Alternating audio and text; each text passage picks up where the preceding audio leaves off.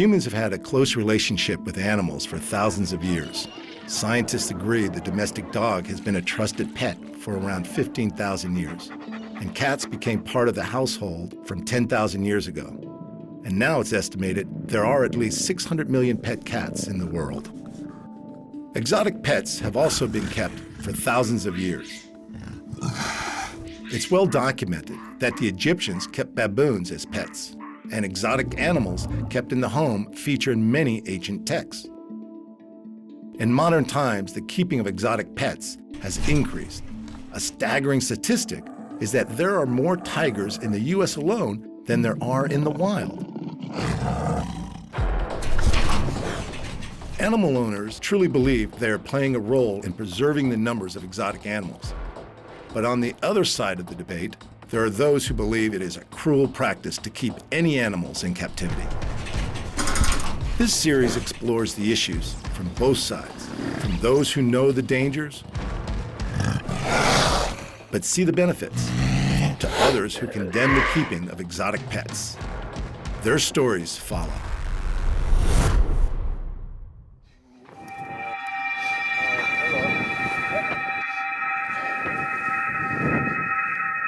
You can go take him over to the log there, Chris. In the course of raising animals and having certain ones, sure, I've gotten bit before. You can't be in it 50 years and not have had an incident here or there for whatever reason it might have been at that time. And generally, it's been my own fault. Here, come here.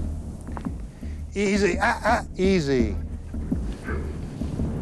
See, that's him. He's actually very happy about that. He just wants to play in the worst way. Although this attack was unexpected, for Luke the lion, this was apparently playtime. See, like that, jumping on me, that was all, he's all happy, but you see how he was stalking in the bushes, he thought, oh, and it's a big game to him. Yeah, it's all him saying hi. He has his claws, but he didn't use them. I mean, because a lot of times just in play, you see that? That's hot. You can't go under the trailer. Steve isn't too bothered by the game Luke is playing. He's worked with exotic animals for around 50 years, and he's seen this kind of behavior before. Lions are quite social animals, and within their pride, they are often affectionate with head rubbing, licking, and purring. However, no matter what your experience working with lions, these animals are quick and they are predators with speed on their side. Very, very quick. Say if you were clear at the other end of this pen and he was here, you would never outrun him. He would catch you for sure. I mean, they are extremely fast when they want to be. A lion can run up to 50 miles per hour, but only in short bursts, so they need to be close to their prey before they attack.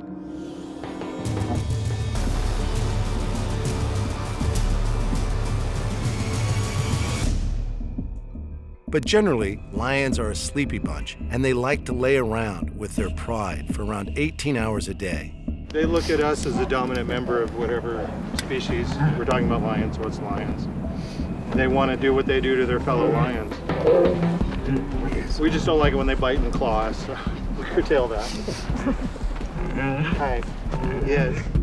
Chris Edrington works alongside Steve Martin, training animals to work in film and television.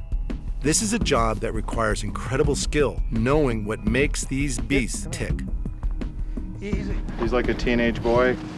They stretch the limit sometimes. It's the energy you see is a lot of that. By the time they're 5 or 6, they're much more mellow. They might be more mellow as they get older, but getting up close to a lion isn't for the inexperienced. If you didn't know what you were doing, it could be very dangerous. I mean, because you got to watch that. He'll jump up and grab it. Oh, he's watching the rabbit in the sky. Oh no, he eventually would jump at it and go crunch, crunch. The boom is a great game for Luke. Luke is an experienced animal actor, so the boom is a familiar sight. But Steve knows he needs to keep the boom well away from Luke's reach. This is all part of professional animal training, and Steve Martin is one of the best trainers in the business. See, we teach them a mark. It gives them a place to go to. Like if the director said, we need him to come out from behind the bush and come stop there and then run off, we teach him a mark so we can call him to an exact spot. And I tell him, all right, and then Chris would call him off. If you watch a lot of shows, you'd start picking up on that, oh, okay, I get it now. Because you see him come up, skid to a stop in an exact spot. Usually it's always a trained behavior to go to that. When it comes to training, it's all about repetition. If you want to train a lion to perform on cue, it needs to be second nature for them. As they get older and as they learn stuff, no, go on. He wants to rub on me and say hi. As they get older and they learn stuff, they learn how to learn. And where that might have taken us 20 or 30 times of doing it before he goes, I got what you want now. You notice how he went out and got on it right away? After a while, you get on set and they go, can he do this or that? And I said, well, he doesn't really know us. Give us a few minutes. And usually we can get him to do it. Lions have been used in the film industry for many years, from Leo, the MGM lion, and the black and white era, to a wide variety of blockbusters still being made today. The lion forgot his lions. Maybe he was tired of retakes, but he suddenly turned on Bickford and gave him a bad mauling. To Bickford, however, it was all in a day's work. Lions have long been associated as the fierce aggressor in popular culture. But there's also a softer, more endearing side, as well as being the star of slapstick comedy. In the business we're in, we don't say they're pets, they're working creatures, even though we have a very strong attachment with them and them with us. Usually we always try to get an animal and hand raise it, because it's not like getting an animal, this is no good, we'll get rid of him, get another one, yeah, get rid of him. Usually when they come to us, they're here to stay. I mean, we do this as a business, and also, you know, I've been in it, I hate to even admit, since 1967. So I've been in it a lot of years, and you know, we like our animals. We spend a tremendous amount of time. These guys are here every day, 7 days a week, and I have other trainers too that are very dedicated to all of them. So you build up really strong bonds and relationships with these guys, as you can see. Luke was donated to Steve as a baby from a park in South Carolina. So this young cub has grown up with Steve by his side. This relationship makes it hard to believe that in the wild, a lion can be so dangerous. Oh yeah, he'll be a real good animal. He's, you know, like you can see how excited he is all the time. As he gets older, hopefully the excitedness will settle down a little bit, because I've been gone for 3 weeks, so this is pretty normal for him to constantly want to greet you. Oh, I know, it's okay, just relax. No, The relationship between Steve and Luke, like all Steve's animals, is one of great respect. But for Steve, he prides himself on being able to create such a wonderful bond with his movie stars. I'm relaxed, but I'm also aware of what's going on. I mean, there's a lot of people that really think they know what they're doing and don't. I mean, unfortunately, a lot of the private sector that do have animals, you know, they get these animals and they raise them as babies, and they're real rambunctious, and they think because my little girl was around it when it was this size, that she can be around it, my daughter, my son, or whatever, when they're full size. It's a whole different mentality. Animals, like humans, grow through varying stages of maturity. Playful when young, but when the predator instinct kicks in, these trainers need to be on their game. The cats are a bit more of a predator than a lot of animals. Like bears, for instance, they're not necessarily a real predator like these guys are, and they're a little more intelligent in that direction. Where these guys basically, they respond out of, you know, contact and well, their main drive is being fed for what they're doing. You see what he's doing right now? He's begging. He says, Chris, give me a piece. Is it a good boy? Huh? No, quit. Juan Stewart is a vet with American Humane, and part of his role is to ensure the safety and well-being of all animal actors. I frequent sets and even the animal companies that provide these dangerous animals to the films. I've had experience and time around a lot of them. You can go back and forth, and you may have a moment where you're with someone who's very experienced, has the expertise, and you would say, I feel safe. I think the people around these animals are safe. And then you'll have a moment with someone else who doesn't have the experience or the wherewithal. And you know immediately that that animal poses a threat, potentially a lethal threat, to that person and the people around him. For Steve and his team of professional animal trainers at Working Wildlife, every animal is special, whether it's a big cat, chimpanzee, or even a bear. This is one of the top go-to companies for animals in high-end TV commercials and blockbuster movies. For such a setup, being vetted is important for their reputation. The American Humane, we have them come up all the time. They brought somebody from Australia, from New Zealand, and around the world, and they want to see how you handle your animals, because they have humane departments throughout the world. And we call them and ask them to come, because there's certain groups out there, which I won't say their names, but are highly against what we do, because they think we starve and beat our animals and all that. So I don't know how you could take an animal you abused on a set with like 200 people and not have it kill you, you know? So it's all a positive reward system in all the training that we do. With so much experience, the Working Wildlife training is a slick operation. But for the animals, it's often about playtime and fun. They know there's a reward on offer if they hit their mark. These creatures leave it up to the trainers when it comes to the serious side of the business. When we're on set, we usually are pretty strict. Like I always take 3 people.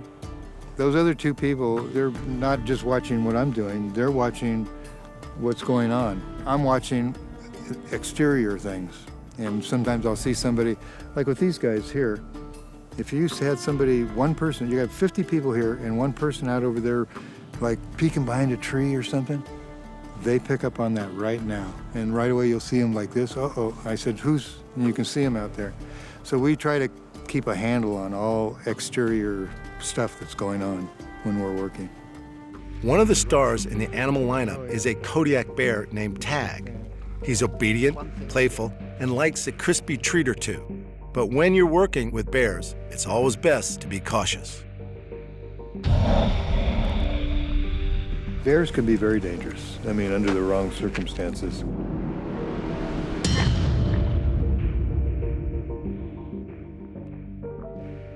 Even though he's real nice, he's very good about things, very forgiving. No matter what, he's still a bear. You know, you always have to take that into respect. You do the wrong thing and at the right time, and you could set them off for one reason or another. So we're very careful about what we do and how we do it, and we've actually had him in houses and various things. But you know, we go and check everything out before we are ever going to do a job in certain situations, and make sure it's safe for him and for the people. Tag is clearly one of Steve's most beloved bears. And he is so switched on that he's worked out it's very much to his advantage to be well behaved in order to get a few extra rewards. He's not real keen on chocolate usually. I like that. It's good. It's got peanuts in it. I mean, sometimes I offer him like a chocolate bar and he'll put his nose on it. Yeah. Well, bears are very, very smart, and you can teach them a lot of things. One of my favorite is lions. I really like the cats. But these guys they have a different intelligence level compared to a cat. A cat's more primitive, where these guys the primitiveness isn't as strong in them as it is in the cats. So they're a little smarter. I think they definitely think about if they didn't like somebody, it's always back there in the back of their mind, you know, and if the opportunity arose, they could probably take advantage of it. But you have to be careful because they do have their claws. You know, none of these animals, as you can see, are declawed. Tag is so popular, he even travels overseas to take a starring role in the movies. He's very socialized with people. I mean, actually, we can work in close proximity. Like the thing we just did in South Africa was with Johnny Knox and him, and we taught him to drink beer. I mean, it wasn't beer, it was, we put Dr. Pepper in a beer can. But the two of them are sitting down, drinking together, and they high-five each other with their beer. We had 2 days prep down there and did all the sequences they wanted, so he's a very adaptable bear because he's had so much exposure that when he goes to a new place, he knows it's a game. Oh, yes, I know. Here's your animal cracker. Come on. You're too lazy to get up and get it, though, huh? Bears have different appetites depending upon the time of year. In spring through to summer, they'll eat 3 to 5 gallon buckets of food a day. But in the cooler months, it's about a half a bucket. Well, their whole system slows down this time of year. You're a lazy worker right now, aren't you? It seems Steve has Tag well trained. However, these animals all have predator instincts that should never be disregarded. But with safe practice in mind, the working relationship between animal and trainer can be full of rewards. You can see in this guy, he picks up on things real quick. So, at first when we start teaching him, like I said before, it's a slower process. But as they learn how to learn, they kind of, like these bears, they'll just kind of look at you like, oh, okay. And so they pick it up real fast. Shake it, shake it, shake it. Good. Good boy. Good boy. The animals are always the #1 priority at working wildlife, and Steve has an incredible setup where the animals only spend a small amount of time in their enclosures. On a property this size, the animals get to roam in dedicated open spaces while they prepare for their next starring role.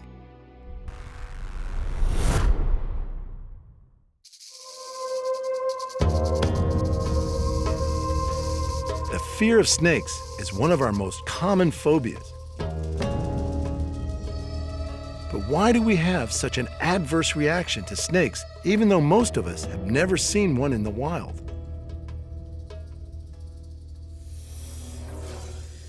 Snakes are found on every continent except Antarctica, and there are over 3,600 species slithering across them.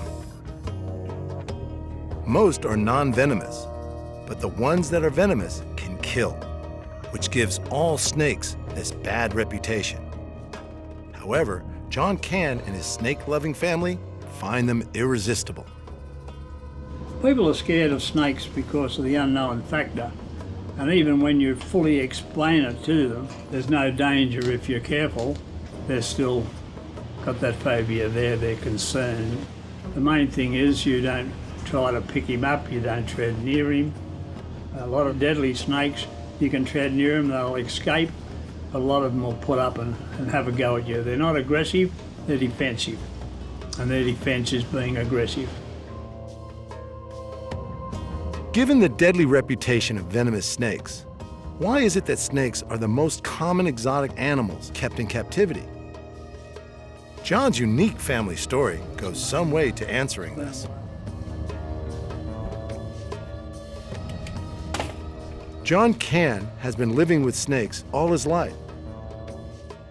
The Cann family has worked with snakes for almost 100 years, and John's father, George, took over the snake show at La Perouse from 1920, which is still operating today at the same site in Sydney, Australia. The original show was promoted as the Snake Pit of Death, guaranteed to draw a crowd. John and his brother George Jr. have been extremely close to snakes their whole life. So much so that John is a leading expert and author on the subject of snakes and other exotics. Since his retirement from the snake shows in 2010, John has had more time to concentrate on writing books about these cold-blooded reptiles that have fascinated him since childhood. Dad started when he came back from the First World War. He was still in the army in February 19. come back from France. There was nobody doing the snake show, and he was the snake man by then. So he went and caught a few snakes and set up the pit at the La Perouse. And Mum used to be the Cleopatra. She was the first snake show lady in Tasmania when she was 13. Mum worked on the same showground as Dad, and down the track they got married. Whenever Dad was bush, Mum used to do the show at La Perouse. Never with real bad snakes, I can assure you. She probably had pythons and a few black snakes. It's uncommon for exotic pet ownership to cross over many generations. But for John Cann, the handling of dangerous snakes is a family tradition. The collection of snakes includes some of Australia's deadliest species. We got most of our snakes from around here, but we used to travel the country a lot when we was getting snakes for milking. We used to go to different lake countries in New South Wales, down into Victoria. But generally speaking, we used to get local snakes. When they weren't using local snakes in the show, John and his dad regularly traveled into the countryside looking for new exhibits to include. When I was a kid, I was in a swamp at Nowra one time. I was probably about, 8, 9 year old. And Dad used to always hunt with his trowels that roll up around his legs, and he was in the water where this big black snake was. He was over 2 metres, thicker than your arm, and Dad was battling to get that snake in the bag, but he said, pull my trousers down. And before he knew it, I unbuckled his belt and pulled his trousers down. His trousers were floating in the bloody water, and he didn't see the funny side of it. Later on, he always said, roll me trousers down.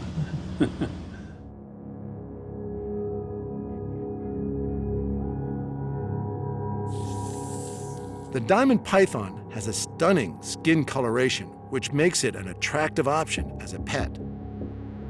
They can often be found in the roof spaces of houses, an unwelcome surprise for unsuspecting homeowners. The keeping of dangerous snakes is a risk, and yet their popularity as pets is growing worldwide. In the wild, snakes avoid humans, whereas in captivity, they spend a lot of time being handled. But are all snakes the same? Is it possible to completely tame a snake?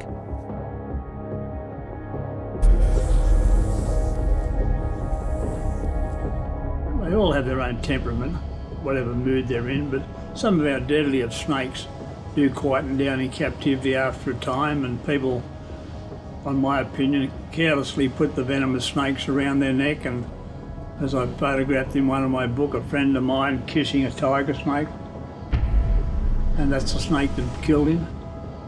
So you can never be certain they're not going to bite even when they're quiet. I have had friends of mine in comas for weeks and weeks after a bitten by a snake they reckon would never ever bite them. So.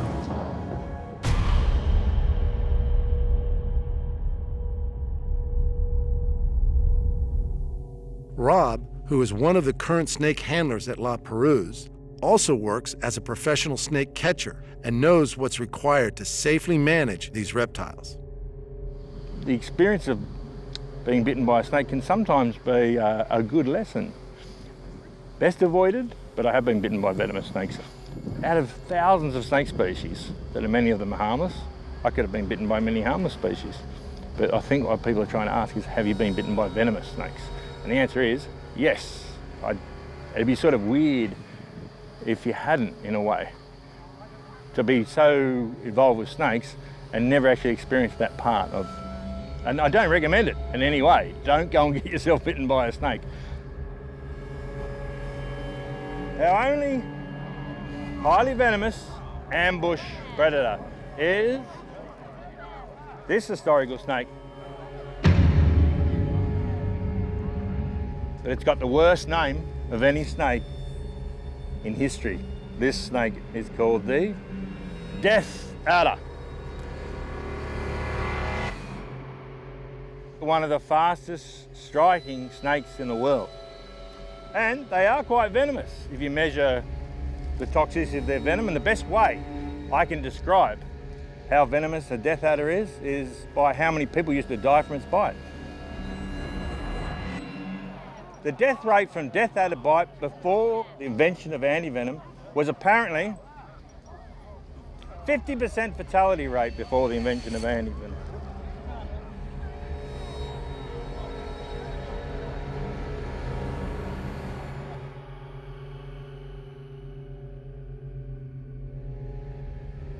Even when you're an expert with snakes, it must be remembered you could be dealing with a venomous snake that won't hesitate to bite if they feel threatened. John's dad survived the ordeal of being bitten by a tiger snake. He got a very bad bite from a big tiger snake on the ankle there, and the snake really hung on and gave him a lot of venom, and all he did was say to his friend who was with him at the time, "Don't tell the missus about it," you know. But she knew, she could see the look on his face that he was bitten. But that bite would have killed a normal person, I would say. Could have been within 10 minutes, it could be an hour or two. But it was a bad bite from a big cranky snake. Tiger snakes, one of the world's deadliest snakes, are highly venomous and found in subtropical and temperate regions of Australia.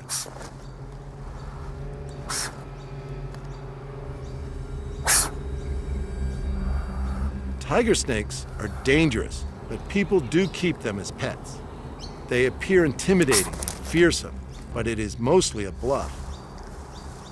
Experts will say that you do need a high level of experience in snake handling before you even think about keeping a venomous species. Is a snake recommended as an ideal pet? As with most exotic animals, it requires a special kind of person that's prepared to provide the right environment for them to live in. But unlike a domestic cat or dog, a snake will never come looking for any affection from its human. If you like snakes, that's the only way you can call them a pet, because they'll never get to know you. A lot of people get the impression that snakes do know you. I don't believe it. They'll come to you when you open their cage or their door or whatever. They think you're going to supply them with food. Some snakes will bite you when they're really hungry by mistake, but soon let you go. We're talking about non-venomous snakes. But generally speaking, they make a good pet, you know, as long as you can look after them properly and you've got the right facilities to do so. Yeah, I would definitely say snakes make good pets. Depends on who you are, but they're more catered to somebody who has an interest in natural history. See, a dog or a cat is for people who just need something and it has to do something for them. With a reptile, especially a snake, it's more of an interesting creature from a scientific point of view.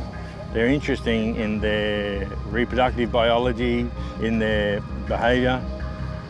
They're low maintenance, so they actually make quite good pets. John Cann is a responsible owner with an enormous amount of experience. He has always been around snakes and other exotics, and in some way, this has definitely enhanced his lifestyle.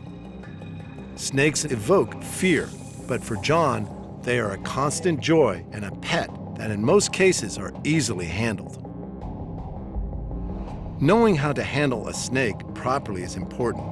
Allowing them to move freely is recommended, as it will soon let you know if it isn't comfortable. You never restrict their movement. If I stopped him from moving, he would get cranky about it, maybe not bite me. If I held it long enough, he probably might. I don't know, I'm not going to try it out. But irrespective of that, you never restrict a snake from moving unless it's a venomous snake and you got him by the tail and you're trying to keep his head away from you. You hold them by the body. But as a so-called pet or that python, you don't restrict their movements. John's diamond python is from the python family, which are non-venomous and known as constrictors. Tightening slowly around their victim, constrictors coil their body around the prey until they are suffocated and ready to consume.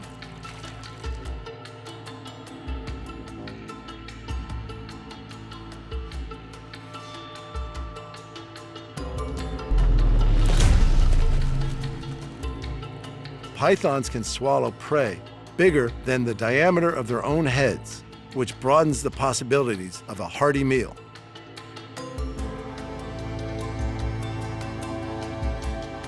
The snake pit at La Perouse provides the opportunity for the public to get up close and personal with some of Australia's deadliest snakes in a controlled environment. Rob recalls the impact his snakes have on the public that come to see the shows. People react here to snakes a lot better than they do when it's in their house. A snake in a snake show is always, people react to it much better because it's in a controlled situation and there's a snake handler there. If you bring the snake over to the wall to show them, they step backwards at the same rate. And some people even scream when the snake heads in their direction. So the people are as highly variable as the snakes are.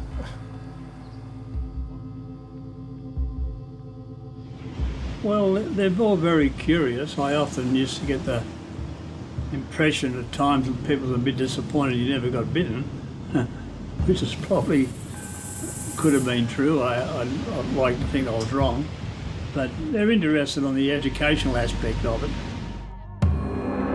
The shows at La Perouse have been entertaining people for generations. These days, the shows educate people about some of Australia's deadliest snakes that are kept safely tucked away in bags at the snake pit, waiting for their turn to draw gas from the spectators. As each snake is displayed, Rob explains the characteristics of the species and exposes some common misconceptions about snakes. Safety is always top of mind when working with these reptiles, and even though he knows their behaviors well, there's always the slim chance he could get bitten. They have to be respected at all times.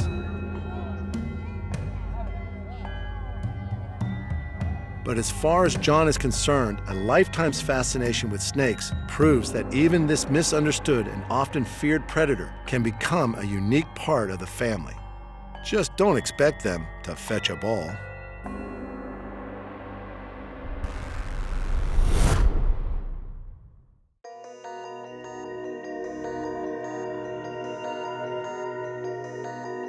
Australia's largest island, Tasmania, is home to some of the world's strangest animals. And sadly, it's best known for the demise of the most well-known marsupial, the Tasmanian tiger. Extinct since the 1930s, it may come as a surprise that they were once kept as pets, but even this could not guarantee the species' survival. The debate around exotic animals as pets is now centered on the other recognizable Tasmanian animal, the Tassie Devil.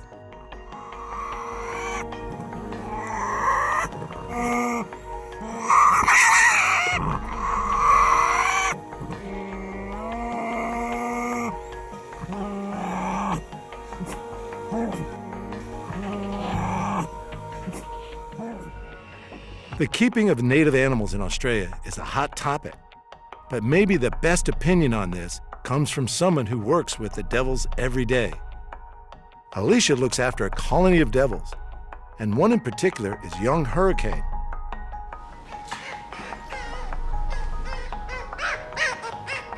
This here is baby Hurricane. He is a Tasmanian Devil. He's approximately 5 months old, we believe. So he is being hand raised by me at the moment. So he comes to work with me every single day, and then when I go home at night, he comes with me as well. He's being bottle fed around 5 to 6 times a day, every 4 to 5 hours. So he needs constant care, constant warmth. He's got a little hutch that he lives in when he's at home with me, which has a heat pad and lots of blankets and soft toys and things in there for him as well. Hurricane is cute, but Alicia does know that his bite is as bad as his squeal. Tasmanian Devils actually have the strongest jaw of any animal relative to their size.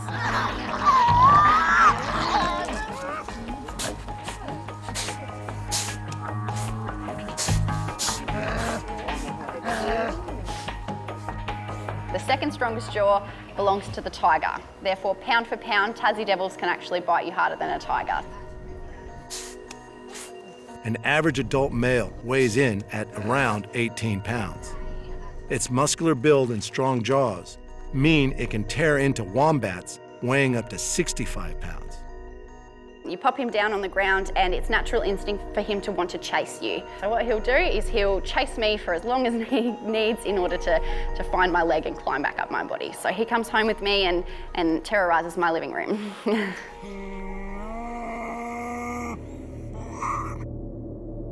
He likes to intimidate you, so that's Tasmanian Devil's game, basically.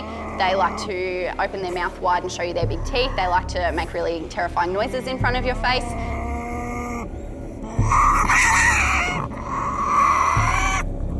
He likes to approach and likes to try to scare you out of his territory if he doesn't want you to be in there. If he does bite you, it's going to hurt, and it's probably going to scar as well. So you need to watch those signs really carefully and make sure that you are safe while you're in there. Devils could be good pets. Their size, the sleeping habits, and what they eat is similar to that of a pet dog. But unlike dogs, when Hurricane reaches sexual maturity, a different approach is needed. He's going to be fine for at least 2 years until sexual maturity kicks in, and then he's not going to be aggressive, he's just not going to be friendly anymore. So I would not be able to hold him up like a baby with his face next to mine and feel confident that there isn't a chance that he would bite me. Once sexual maturity kicks in, he turns back into a wild sort of devil, and his sexual instincts kick in, and that becomes his main priority. If I enter an enclosure where a female is or where he can smell a female, then I then become a threat to his chances to having that female, and he does become a little bit more aggressive and will want to remove you from his enclosure. I actually hand-raised Hurricane's mum and dad, so I was comfortable with them for a long time. His dad was very comfortable with me until sexual maturity hit at around 2.5 years old. I could still pick him up, he'd climb up my leg and be happy to have a cuddle, just like your friendly dogs and cats at home, until about 2.5 years old. And then once he started to feel like a big boy, it became very unsafe to go in with him then.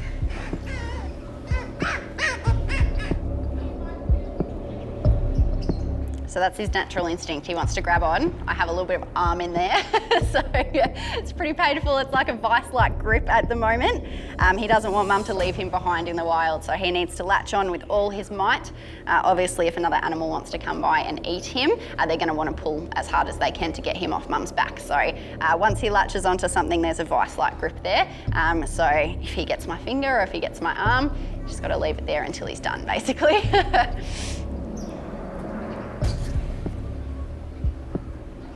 There's little doubt that the tight grip could cause serious injury.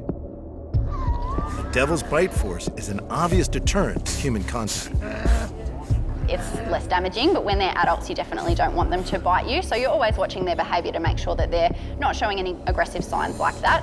As adults, if they were to bite you, it's usually just a warning bite. They'll bite you in an attempt to scare you, and then they're going to let go straight away. So they're not going to hold on, which is wonderful, because otherwise you could end up with some broken bones depending on where they were biting you if they really wanted to. Welding gloves is one good thing that you should always be wearing if you are going to have to handle the devil. It's not going to help you too much, but it's going to help a little bit. Holding them at the base of their tail is the safest place if you can get to it.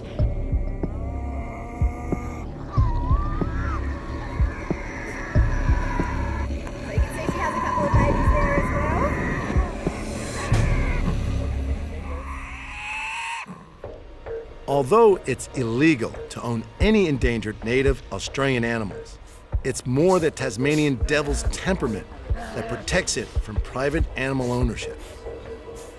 Usually people do try to push the boundaries with things like that. Probably people are a little bit too scared with Tasmanian Devils. Tasmanian Devils tend to have a really bad name.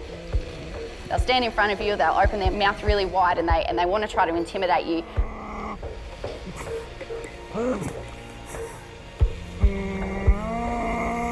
People will tend to see that sort of behaviour and tend to think, I don't want to go anywhere near that Tassie Devil, so I don't think anyone really even wants to have them as pets, which is good. Sure, yeah, so Tasmanian Devils, of course, you cannot have them as a pet. You can't have any native wildlife as a pet. The Australian government just does not allow you to do that. It encourages then people to illegally take those animals out of the wild, which you want to decourage, of course. So Tasmanian Devils especially you cannot have. They're an endangered species. They're quite a tricky species to look after, and they're dangerous as well. So if you don't know what you're doing, if you don't know those warning signs as they get older, a lot of damage can be done to yourself, younger children, other animals and things like that as well. Some believe that devils could be taught not to be so aggressive and be as calm and domesticated as a family pet. Twinkle was one such pet. She lived with her owner, Mike Jago, for many years. Her behavior was perfect, up until just after her first birthday. Mike came home one day to find Twinkle had destroyed his leather lounge.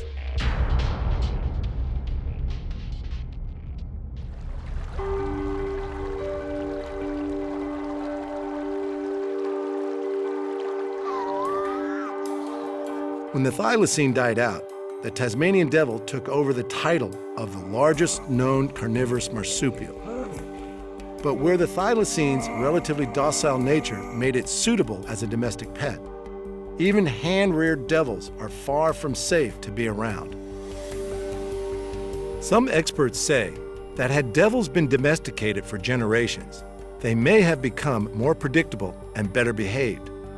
Domestication may also help in saving the species.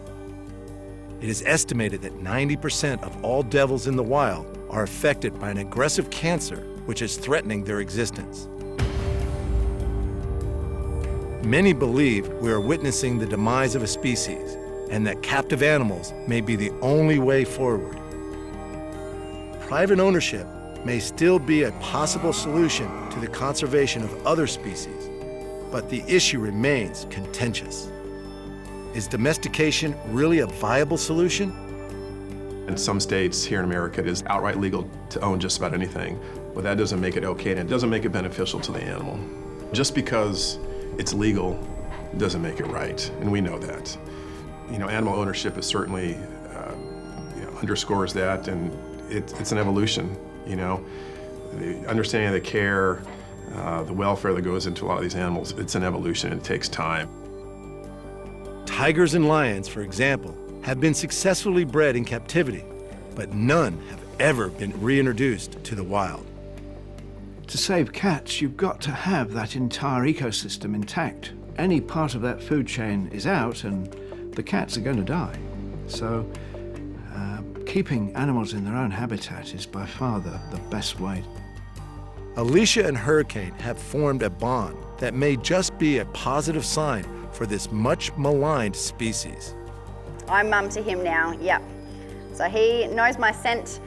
He's pretty happy to be hand-raised by me if somebody else has to give him a bottle for any reason, just for one of those times. He tends to be a little bit more frustrating because it's different smells to him. Obviously everyone has a little bit of a different technique as well. So he prefers consistency. He likes to be hand-raised by only one person. It does work best for him in order for him to grow and develop as he's supposed to.